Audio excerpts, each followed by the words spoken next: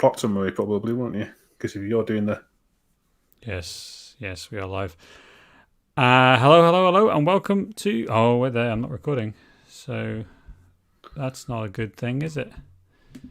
Give me 2 seconds to get up a plot summary anyway. Well done, Sam. Welcome to this broadcast. If you're watching, we are streaming live our recording of Grace and Frankie for Pilot Lite, where we watch the first episode of a TV show and then talk about it. I have my recording now. Oh, I'm not recording either, actually. We haven't done the time.is either.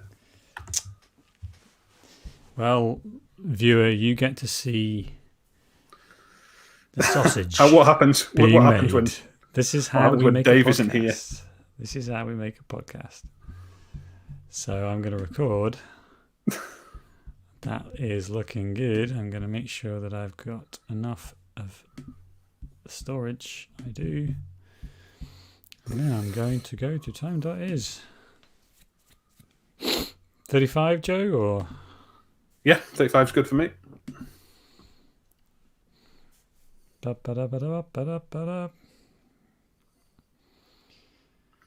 Cheese.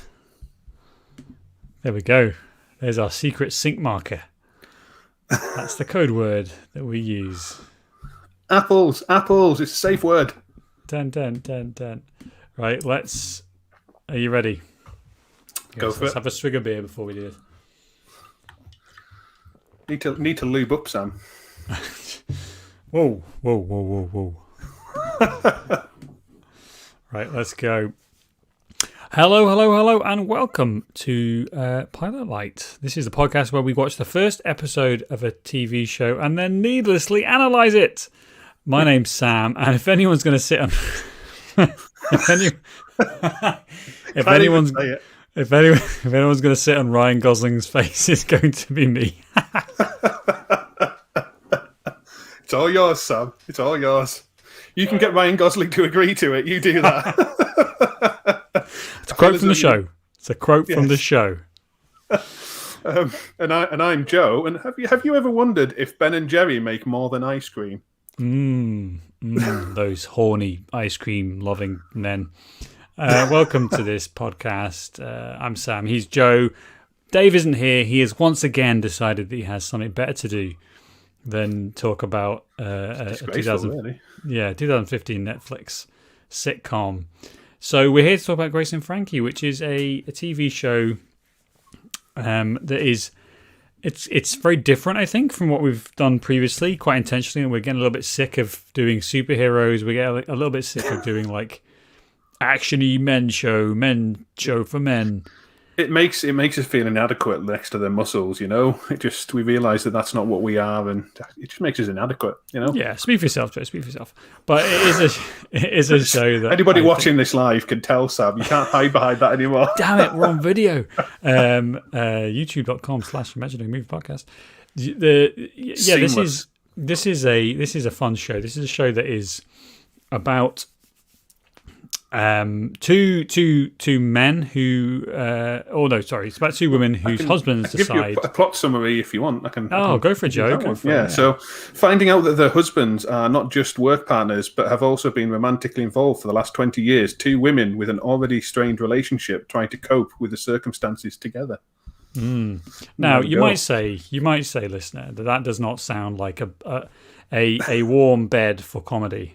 And you might be right, like the devastating end of a marriage, 20 years of betrayal, and also the fact that their husbands are in love with each other. Doesn't sound like it should be funny. And in some ways, this episode is absolutely not that funny. But there's a kernel of humor in this, which I think we'll get into a little bit more. Mm-hmm. I was completely new to this show. I haven't seen any of it. I'd kind of heard of it, but it is completely different. I think that's something that we kind of need to look at. It's not just different to something that we've done. There's not any other kind of comparable shows out there in terms of storyline, I wouldn't say. I would say this is pretty unique as TV shows go, to be honest. Absolutely, yeah. I don't think there's many shows that are exploring this specific issue, but also like it's coming it from it's a very female led show, so it's a show for women. It's not for women. It's a show that is representing women, I think, in a fairly realistic way, even though they are incredibly white and rich. Holy shit! Like yes, yeah. I mean, certainly on the rich side. My God, I mean, it's insane. It's insane. And yet, it's exploring something that we maybe haven't seen before. It's also exploring age, I think, the age of the main characters is completely different. Yeah, that's another aspect. They're all in their 70s, and we're seeing characters, that are representing people of that kind of age and that generation, which is, I think, again, something different than maybe what we've explored before. And obviously, there's the kind of aspect of these guys' sexuality, and how I think it's like 40 years of marriage, and for the last 20, they've been having this affair. Martin Sheen characters and Sam Waterston secretly, yes. Like there's lots of stuff there that's about that generation and how forthcoming they were able to be about being gay, and maybe in now a more progressive time. They mention it, don't they? Because they say about how they're now legally able to get married, whereas they weren't previously, obviously. So, that's something that they actually do say specifically that legally they can get married. Yeah, which is like it's taken, for fuck's sake, it's taken so long for people to, especially America, to get over their objection about that, which is insane. But also there's that real like deep seated homophobia, isn't there? Which kind of runs through this. And go on. Now we just need to get the Catholic Church on side. That's what I was going to say. Listen, Joe, we're only two men on a podcast. Like, we don't have that sway and power, I don't think. Not yet, anyway. Not yet. Soon. I'll have the Pope's phone number. I'll get his mobile. Listen, come on, Pope. Popey. You can do it. So this show stars. We'll just run quickly through, and then we can maybe talk about the individual characters as we go through. We've got Jane Fonda, Lily Tomlin, Sam Waterston, Martin Sheen, and then there's some of the kids. But these four actors, I mean, count the Academy Awards or at least nominations between them, because holy shit, this is about as star-studded as you get. Like, it's insane. Yeah, it's the likes of Jane Fonda in a Netflix TV show where I was kind of like, really? Kind of surprised me, the cast. Martin Sheen, I've not seen him in anything for quite a while, but, he's pretty impressive kind of, movie history. And, yeah, it's an impressive cast, no doubt. It really is. It really is. And I think it's one of those casts that kind of sells itself. like I can see how this is being this show was pitched and then just continues to be renewed, even after what was a kind of a choppy first season, it looks like. I've watched about that a bit. Yeah, should we start with that then? So I've watched about 3 seasons of this, and the first episode of this and probably the whole first season, it's a bit uneven, isn't it? Like, it feels a bit uneven. And coming into this kind of from a brand new thing, I didn't really know, like, obviously I read the plot and kind of knew the gist of it, but I didn't really know what to expect. And I could see that first episode putting a lot of people off, because it is quite awkward and at times and kind of difficult to kind of get into. So I could absolutely see people being put off by the first episode. And it does. I mean, one of the things that I kind of noticed on it does focus an awful lot on the 2 kind of women as opposed to any of the rest of the cast. So you are introduced to the children, but there isn't really much about even the two men that declare their undying love for each other. They are in it, but there's not that much kind of about them. It is just basically on the 2 women who've lost their husbands, sort of thing. And yeah, I could kind of see this first episode in particular putting a few people off watching it. It's kind of like, what are we going for? So it is a sitcom, like, especially as we go later on. And I'm just going to look at some of the examples of episodes. So in season 3, Grace and Frankie have trouble applying for a business loan, and Didn't you watch a superhero TV show where they applied for business there? We did, yeah. Fuck's sake. Fucking Falcon and Winter Soldier, Jesus. Maybe Another example, Frankie convinces Grace to track down her former flame. You know, like, these are all these, like, very, very standard... yeah, we've seen them all before.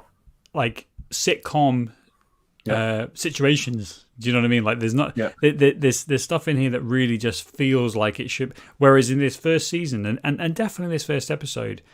We get a little bit more of a it's like a dark comedy. It's like a dark humor, isn't it? Kind of black humor almost. Yeah. You know? There was a couple of times that I was kind of like, "Wow, did they really say that?" Like in particular, the scene I'm thinking of is where the two daughters come in to speak to the parents, and they find out that the dad is gay, obviously.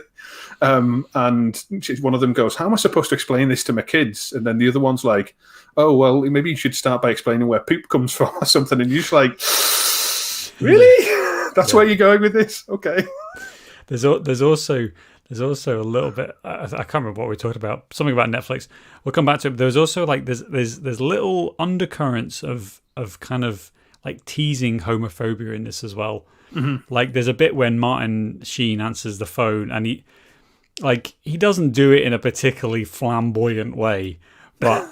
But Jane Fonda's character, who is kind of like reacting to the fact that her husband is now gay, and she was told this 3 days ago or whatever, she kind of reacts like, "Oh, like just kind of taking the piss out of him for." So there's, but I think that's intentional. I think that's kind of reflecting the reality probably of how somebody. It's trying to like suggest. Yeah, it's trying to suggest that like she's missed the signs, isn't it? Because there's that whole scene where he's in his office.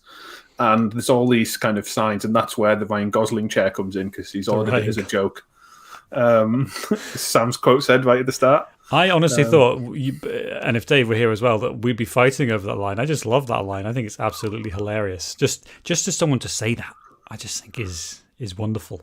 If anyone's sitting on Ryan Gosling's face, it's going to be me. But the other thing in that room as well is that there's a picture of George V and Tsar Nicholas. I don't know if that's some like gay culture thing that I'm not aware of, but it's a weird thing. And they look at it. They spend a lot of time because there's these two cousins who are. It's anyway. They do look remarkably alike. They're basically twins. Yeah. Should we get into the Russian Revolution? We can turn this into Russian Revolution. Yes, let's do it. Dave's not here. We can do whatever we like. So in terms of that first episode, like it feels very different from the rest of the show. I think that's where we're going with this, Joe. So the second and third seasons, especially, which is about as far as I've got, it's much more sitcom. It's much more standard. Zany things happen, and how do these characters react? Whereas this first season feels like a much more straight telling of this is what happens when these women's lives fall apart, because they have to like return to work, they have to go to a dinner party, and they go together. There's all these things that they have to try and navigate now that their husbands are gone. And as Grace says in the show, it'd be easier if you died, because at least there would be like a social construct for me to follow. Whereas what the fuck? Yeah, because they're all, anybody that they know and everyone that they see is going to be like, oh, her husband left her for his best friend and business partner. They've been together for 20 years and you didn't know, and it's going to be what she was known for within the kind of community. So she basically either had to put up with it or lose all of the friends she had, sort of a thing. So and I think a lot of that difference between this episode and this series to the rest of the show, it comes down to the format that it was pitched with, because this is a Netflix show, so Netflix is able to just, well, through massive amounts of venture capitalist funding, is able to just chuck money at ideas and see what sticks. I think the way I describe it is they throw shit at a wall and see what sticks. You're going to lose a lot of that, but there'll be some gold. There'll be some crusty bits on there, which is pretty much what most studios do, but they maybe don't do it quite so aggressively. Dave, when we were talking about this previously, Dave said like the whole first season is basically a pilot, and that's kind of how Netflix works. You're trying to go for the second season. This was created by Mark Kaufman, who we'll know from Friends, obviously, an absolute huge name in television. So I imagine that Netflix was falling over itself to give. They probably didn't even need to give them what it was going to be about. As soon as he rang up, "Hi, it's Mark. Deal done. Green light. Go." Yeah, Mark. Oh, hello, Jane. Hello, Martin. Hello, all of them. That's it. Lily Tomlinson. Sam. So I don't care what the show's about. Just go. But I think she's talked about how it kind of because they're given the money up front, it let them conceive this show as an entire series and not just a pilot. And I think that's really interesting. I think that's really interesting to be able to kind of to give. It gives them freedom, doesn't it? It does. It gives the creator the freedom to be able to lay out their entire vision. Yeah, because you do. If you've got to try and basically get a green light from just a pilot, you are very limited on kind of what you can do, and the number of shows that have possibly only ever got to the point of the pilot and could have been absolute hits if they'd been given the opportunity to go further. But this one, obviously, being given the first season, and Netflix can afford to do it, so why not? And like you say, with the names that are in the cast and coming up with the show, there's absolutely no reason not to give them at least one season. Even if it flops, but who cares? But we've seen flops. I mean, we did the Hoops, which was a Netflix one, which was an animated show, which is fucking dreadful. We also did the Kevin James one. I can't remember the Crew, which wasn't particularly good. I'm not sure has been renewed. So there are obviously pitfalls. But what I think is interesting, and after this, and let's get into the plot after this. But it kind of it allows the creators to be a little bit sloppier than they perhaps would otherwise if they were pitching to standard networks. It gives them a little bit of security to say, actually, we're going to have a nice slow burn, and we're going to allow the show to do its thing, and then that perhaps there's a risk that it turns into a little bit of meandering, or that the vision for the show as isn't quite as tight as it would need to be. And I think probably later on we get to see the tightened version, we get to see the one that's been refined and turned. So that's a good thing, because we allow shows to grow, but at the same time you kind of get this problem, in the first episode of this pilot. Yeah, it's not a pilot, actually, is it? Just the first episode. No, it's not. Yeah. And I mean, I could totally see this show improving. Like I say, I didn't dislike the pilot. I actually found some parts of it quite amusing. But as I said, I could see people being put off by it.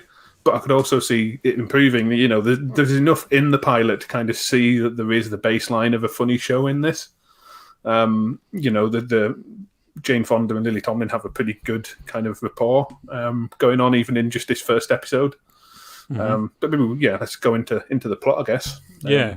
So we start off at dinner, and we get to see the two couples arrive. Martin Sheen and Jane Fonda, and Sam Waterston and Lily Tomlinson. So let's just say Grace and Frank. The Grace and Frank, the Graces and the Frankies, because it's fucking confusing, all these character names. Yeah. But we start off and they're going to dinner, and we already get to see a wee comment of they're going, "Oh, hi, nice to see you." And then as Martin Sheen sits down next to Jane Fonda, she whispers and says, "No appetizers, no desserts." We are getting out of here. Yeah, it's the kind of they know each other, but they're not really friends, sort of a thing. Obviously, the husbands are, but the wives are kind of and I think the show makes it a real point of trying to show that they are two completely different characters. Yes. I forget which one's which, but Jane Fonda, whichever one she is, she's Grace, isn't she? Blonde, yeah, Grace. Yeah, Grace. She's kind of this quite high maintenance type almost. She likes the finer details of life and that sort of thing. And then you've got Frankie, who's quite kind of, a loose, free spirit sort. Hippie. And hippie, basically, yes. Yeah. So, the two completely separate people. So it's already building up that kind of these people aren't going to get on at all. And then the husbands arrive and, laughter ensues. Because they're expecting them to announce the retirement, basically. That's they're finally going to retire. That's what they're expecting. Now, Joe, if say you had a deep friend who, after many years of friendship, decided that if somebody decided they were in love with each other, and we wanted to tell our respective, partners, let's not do that in a restaurant. Can we make a deal right now? No, if that ever happens to us, that sounds like a good idea. Yeah, if we ever fall you're just in going to love, get food Joe, thrown at you. Yeah, let's not do that in a restaurant, because this is what they do, which is like. To be honest with you, I'll be honest. I'm pretty sure Nicola would just accept it if you said it. To be honest, I don't think she'd be surprised. She'd probably get rid of me, happy that I was moving in with you. If there was anybody you were going to cheat on her with, if it was me, that's probably the least surprising option to her. To be honest. Good. I'm glad. We'll just crack on with it, though, shall we? Right. Thanks for listening, guys. This has been good. We're going to go and anyway. So they do this in a restaurant, which is really funny. And we kind of get this like moment of like, because they're law partners, and then they actually end up being partners. It's not even just that it's a restaurant; it's in public. Why do it in public? And they kind of mention it, I think, where they're like they were hoping because they're in public they wouldn't make a scene. But at the same time, just like if you're going to do that, don't do it in public. Do it somewhere, lock them in a room or something and shout it through the door, whatever. I know. Come on, don't. It's not. But as much as like, so the reaction obviously is quite extreme, and they can't believe it really, which would be difficult to do. But it's because that gay marriage has been legalized in California, and so they're able to now get married, and they feel like they don't want to live a lie anymore. Now, like that as a concept, I think is. For men of a certain age, and women as well, actually, but people of a certain age who have grown up with like this latent homophobia surrounding them, they've had absolutely no chance of any acceptance in the world that they grew up in. To then later in life realize that they don't have to live a lie anymore, they can be free, but that. Actually, they've already created these family links. You see, I think I would hope in 50 years' time this isn't happening. We don't have the same thing as we've had. So it's obviously really sad that they've had to live like this, and yet they've had this affair. And that, to me, is kind of more of the issue for these two characters: is the fact that it's a betrayal as much as. The gay thing. Do you know what I mean? Yeah, and it's the fact it's been going on for 20 years and they haven't noticed. I think they kind of like, the kind of, they can't believe that they've been so blind, and it almost makes them look stupid. And again, that's the whole thing when you're talking about like the socializing concept. It's not just the fact that the husbands decided that they are gay. It's the fact that they've been gay all along, and basically have just hidden it from them, and it's with like the best friend. Exactly, and it must, like, if there is any kind of like the truth of it is actually, I think, really difficult. And let's not, as two straight white guys, go into into like representing gay thought, whatever. But obviously this is a real thing, and this is something that I think. There's an element of truth in that, and it's interesting to see that explored. But it's also interesting to see it in the context of like the real world. Like if these people have been married for 20 years, whatever, if it was an affair with another woman, then the betrayal would still be there. So you've got this kind of interesting moment where, and later on, they become kind of happy that for Martin Sheen and Sam Watson, because they realise that they've been living this lie and they're able to actually be happy together, which is great. But I think if it was a woman that had an affair with, then there would no happiness at all. It would just be all about the betrayal, and that's the real kind of like that's. I think definitely for Grace, it feels like that's the sticking point for her. And it kind of, again, in the plot, it kind of comes through that Grace and her husband didn't really love each other right the way through. So, that like it was kind of a marriage of convenience almost by the sounds of it. Whereas Frankie and her husband, there obviously was kind of some affection there. So, which is quite interesting. They've gone at it. It's not like they both hated the husband sort of thing. So I think Grace is more offended from a personal point of view, whereas Frankie's just kind of hurt by it. Which is, so once you've had the kind of the restaurant scene, it kind of moves to kind of back to the houses, and then the children arrive, and it's telling the children. which is quite funny. And I assume, obviously I haven't seen any more of this, but I assume they kind of play a bigger role going forward. Yeah. There's a lot of comedy to be had from, I think, the kids. I can't remember her name. That's right. I'm trying to look it up now. Which one? It's the one who had. I think it's Brianna is the name of the character. Yeah, it's June Diane Raphael is the actress who I just every now and again she's in random things. I think she's in maybe New Girl or something like that. And she's dead funny. She's got this great kind of dry wit to her. And so when they start telling the kids, I think that's I really like those moments and how different the reactions from Lily Tomlin's children, who are all adults, by the way, they're all grown up, and Jane Fonda's. Jane Fonda's are they're kind of a bit more coarse, and they can't believe it. We'll get you a Valium. Do you want a Valium? And then one of the sisters says, "Me as well. I want a Valium too." To try and that's the kind of reaction. And then the other side, there's a son who is an alcoholic, and there's two sons. Yeah, one of them. I think it's drugs because he says, "What kind of professor scores drugs from a student?" Yes. Yes. So he's now a teaching assistant. So he's basically lost his job. The two guys, and they're kind of they're feeding they're trying to replay back the type of stuff that Lily Tomlin, who being a bit more out there, man, is the journey. Every journey starts the unknown, and she just bites back. Oh, that's just the shit you say, just completely not into all of the stuff that she's been professing to them for the last 30 years of their lives. Realistically, if that kind of thing happened, you probably would just question absolutely everything. From the past 20 years, past 30 years, whatever it is you've been married, you would absolutely question every decision you've ever made. So, and then you've got that quite, it's a bit of a weird scene where Jane Fonda goes into the office. So Grace goes into the office and kind of, he's there working on the computer, and she walks around, and there's a few kind of things that she notices she's never noticed before.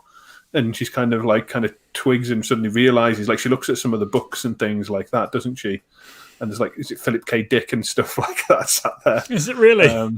Yeah, I think it's Philip K. Dick. I'm pretty sure there's a Philip K. Dick book there. That's such a stupid coarse joke, isn't it? It is.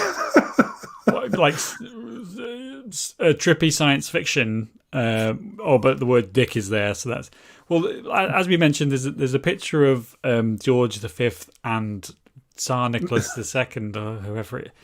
I have to Google that, but that's I guess to represent two guys hugging. There's also that abstracty painting, which I think is again supposed to represent masculinity in some way. I'm not really sure, but there's all these things that I think that she starts to notice about Martin Sheen's character.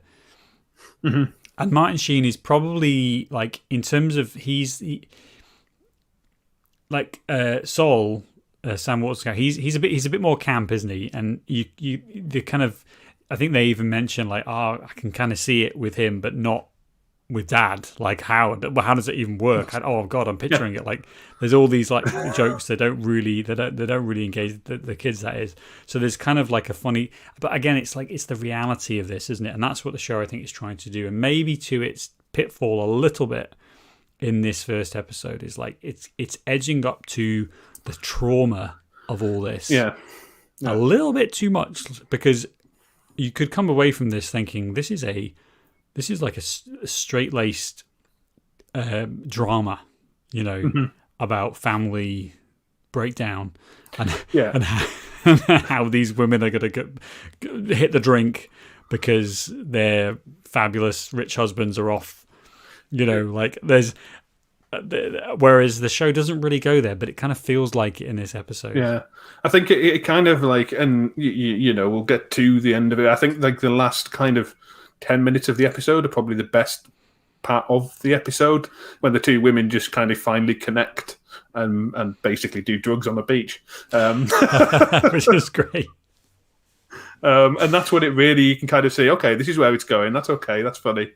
And you suddenly realise that this is what they were aiming for all along. And I think that probably is the kind of 10 minutes, if anything rescues the pilot, if it needs rescuing, it probably is that last kind of 10, 15 minutes where it is just Grace and Frankie together on the beach doing stupid things. Mm-hmm. So we will get to that bit, I guess. But because that is the scene. They come to the boathouse, don't they? And they come individually. So Frankie's already there, and then Grace decides she's going to move there, and arrives and realizes that Frankie's there, and she's just kind of like, "Oh, for God's sake, can you not just leave? I came here to be on my own," sort of thing. And Frankie agrees, and she leaves to do drugs on the beach. And basically, she has a back spasm, so needs her pain meds. Because they're old. Yeah. So Grace brings her them, and then drinks some of the magic tea. But it's like how do we, in terms of like the movie making, in terms of the TV production, it's like what's your golden ticket? What's the thing that is going to bring that is the best bit about your show? And that's kind of what you want to focus on the most, especially for an initial episode. And I think there's a problem here in that it takes 35 minutes or whatever it is, 20 minutes towards. It's a 35-minute pilot, so it'll be about 25 about 20 minutes in. It takes to get to the thing that is the kind of nexus, the point where this is where the comedy happens, is Grace and Frankie. Mm-hmm. And like looking back at it now, like the other that 25 minutes, it just feels like filler almost.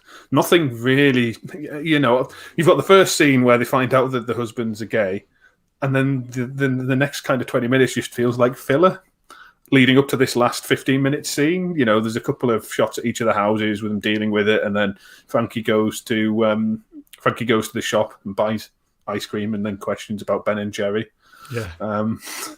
I do like both of their like reactions. They're both in the shops and they're very angry.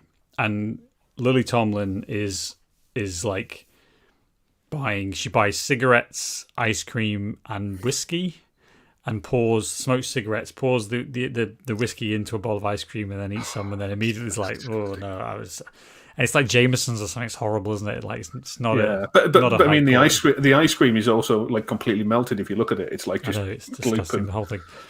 And but she's quite pissed off. And then there's a funny bit with Grace where there's that funny line, isn't there, when she's in the shop buying the cigarettes, and she like asks the shopkeeper like what if he'd been cheated on for 20 years and the husband had left you and whatever, what would you what cigarettes would you smoke? And he kind of like hands her them or something, and he makes a joke, and she sort of said, "I can't believe he questioned of what I put in my mouth." Yes, I know. Again, just a bit kind of. Sam Waterston didn't like him. I didn't like Lily Tomlin smoking. Yeah, it's weird. But there's again, it's like it's kind of like edging towards being a bit bigoted, but you can kind of understand it from these women in terms of the situation they're in. It probably would be fairly accurate to how somebody probably would react in that situation. Yeah. To be fair, not necessarily in that way, but there probably would be that kind of not necessarily bigoted, but that kind of reaction to the news, if you know what I mean. Mm-hmm.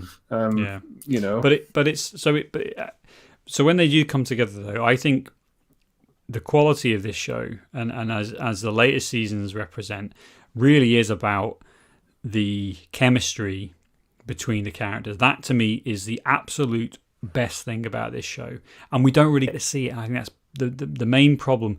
We don't even get very many scenes of them all together, which, again, is great. That restaurant scene is really fun and really light, and we don't really get to see it. It's all kind of like separated out. Whereas the bit on the beach where they're all they're off their face, that's really fun, and we get to see that kind of interaction between the characters. So it's kind of like to Mark Kaufman's point about we developed a series, we didn't have to develop a pilot, against the format of our show, of course, but that's a kind of another thing, isn't it? Yeah, but I mean, the thing is that the point of a pilot is to to gain to gain watchers, to people, to watch your show. If you have a bad pilot, that could put them off watching any more of the series. So then I know it's okay saying that you've got a series to make, but if you put somebody off in the first episode, are they really going to watch? Because, the 30 minutes episodes, I don't know how many episodes there are in the first season, but are people going to carry on doing that just because you're like, well, it doesn't matter if the pilot's good or not, does it? You still need the pilot to kind of hit home and hook people. So I can understand it. Yeah, so they don't turn off when, you've got the coming up, play next episode, little bar at the bottom, which you've got 10 seconds to turn it off, and that's the golden time, isn't it? That I think the quickest I've ever reacted to that is Hoops. Hoops. Do you want to watch? Previous episode, listener, please feel free to listen to that and never ever watch the show because you don't need to. Because we television out the window. That's quicker than trying to turn it off. Yeah. So in terms of the other series, I just thought it'd be interesting to note that. So this got 57% on Rotten Tomatoes. Now, Rotten Tomatoes isn't a perfect metric at all, but it's a baseline for this. 57%. Season 2 had 91%, and then we see just in those two. Yeah, just between the first and second. There's quite a lot less reviews, to be fair. There was 40 reviews in Season 1 and only 11 in Season 2. But as it carries on, there's 100% for Seasons 3, 4, 5, and 6.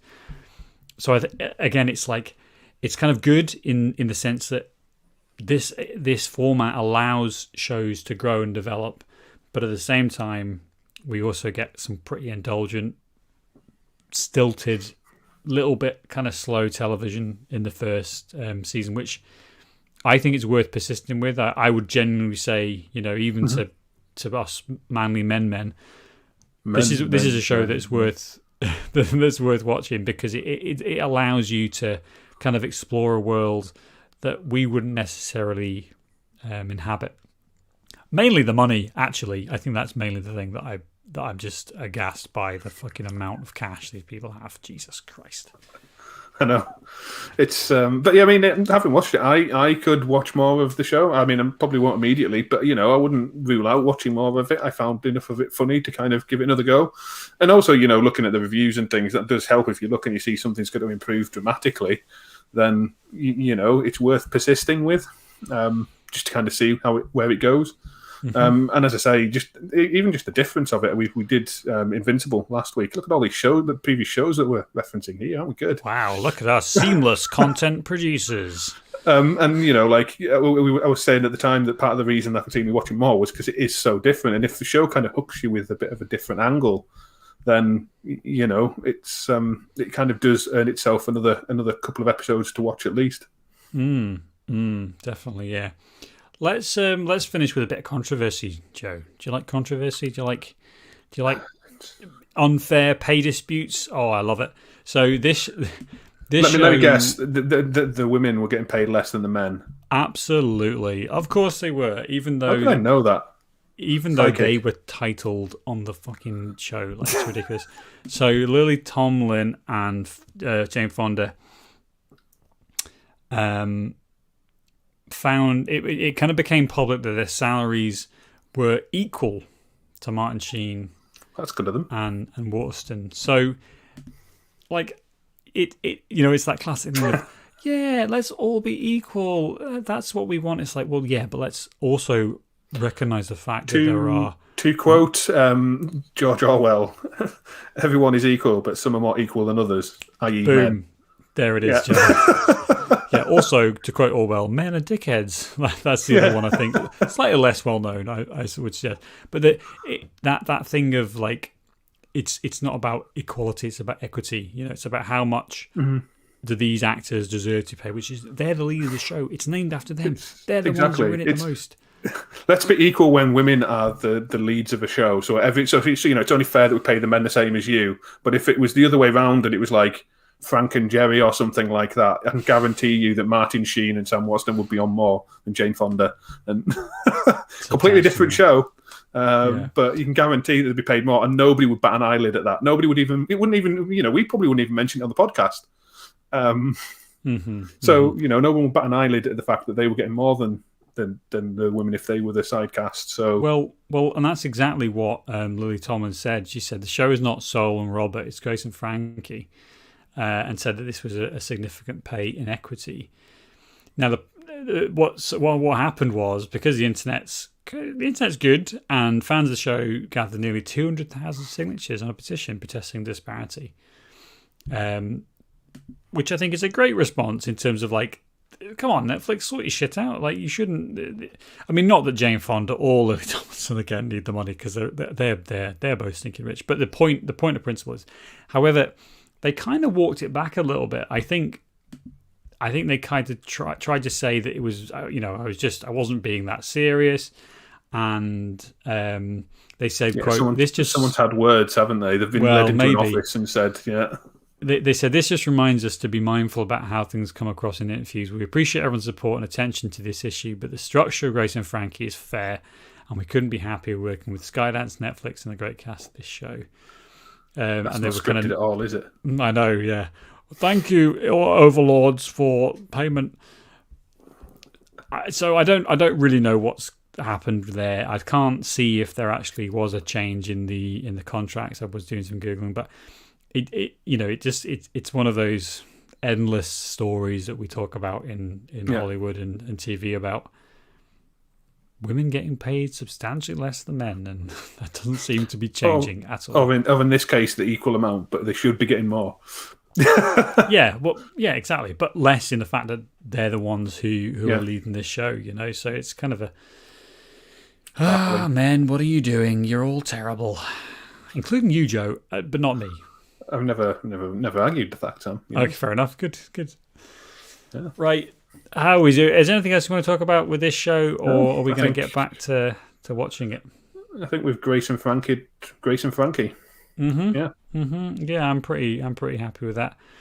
Great. Well, there we go. So we'll be back next time. Hopefully, Dave will manage to find the time in his busy schedule to be with you, listener, because I think that's the real tragedy here, is that he's depriving you of his fantastic. We're okay with it. We're quite happy that he's not here, to be honest. Yes, but I can't help feel for the listener, Joe. That husky voice and that abrasive. He has the sex appeal. That's what Dave brings. God. Oh, there we go. Well, that's just put me off my beer, actually, which is confusing. Right, Joe. I can just imagine him when he listens to this. He's going to love that, isn't he? He's going to love it, yeah. Why would you feed the beast? Why would you do that? Yeah. Right, Joe. It's been fun, and we'll see you next time. See you next time. Boom. We managed 40 minutes. It's pretty good. Yeah. Yeah, 40 minutes. Yeah, we did it. That's not bad. I think we kept that moving. Stop recording. I don't really have any more to say in terms of after show on this. Not really. No. It was fun. It wasn't. I can see me watching more at some point. I would be interested in your thoughts. Like, it's just light. It's light, and it gets lighter, which I think is. Yeah, that's the big thing. Because that first episode is one of those shows, and I've watched shows like that before where I can watch them, but I struggle to kind of binge watch episode after episode. So like one show that's kind of like that, and I stopped watching it in the end. But Peep Show, for example, I struggle on shows like Peep Show. I can watch one episode, but then after that, I'm just like, I don't want to watch any more of that. So it's really painful, there are shows show to watch, isn't it? Like, I can do two, maybe episodes, maybe two. Yes, and then you're like, just. But then I've had enough, and that's what this kind of pilot's like. Sort of, those awkward moments of comedy that. And that would put me off if it was like that all the way through. But obviously, with the ratings, it clearly isn't. And I can imagine it kind of goes less from the kind of shock of hearing that the husbands are in a relationship, more to kind of like the relationships after the fact sort of thing. Mm-hmm. I think that's right. It's very fair. Right, Joe, should we go play Rocket League? Yeah, I think so. If you're watching this, thank you for watching, and we're actually a podcast. You can find us on iTunes and Spotify, Imaginary Movie Podcast, where you'll get a more succinct version of this, and we've also got tons and tons of episodes, more than 100 episodes back catalogue for you to enjoy. So, and Sam's going to edit out the bit where I say Dave has the sex appeal. Oh yes, absolutely. I'm not having him hear that. I just think it's not going to do any good for the dynamic at all. No. He'll become even more sexually aggressive, I'm sure. If that's even possible. If that's even possible, exactly. Right. Thanks a lot, guys. We'll see you next time.